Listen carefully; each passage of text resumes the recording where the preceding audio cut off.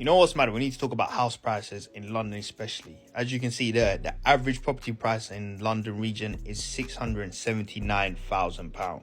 Now, depending on what area you're looking, you can get a house for that money. Obviously, it's probably in zone 4, zone 5. But if you're looking to live, in central London, zone 1, zone 2, you're probably going to end up with just a flat. But one thing that stood out to me is that I want to break down the maths of how much this is going to cost a person to purchase. Deposit that people tend to save is around 10%. So 10% of that is £67,900. But let's say, for argument's sake, let's round it up to 7. Someone to just save 70,000, especially in London when they're paying rent and they got bills and they got all of that stuff, is probably a myth in the first place. But let's just say, for argument's sake, you managed to save £70,000. You to get a mortgage, your salary needs to be £120,000.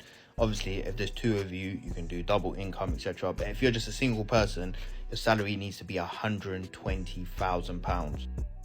This is how much your monthly payments is going to be for 3 years. Obviously, it depends on the interest rate, whatever. But monthly, you're going to be paying £3,246. Now, that's a lot of money.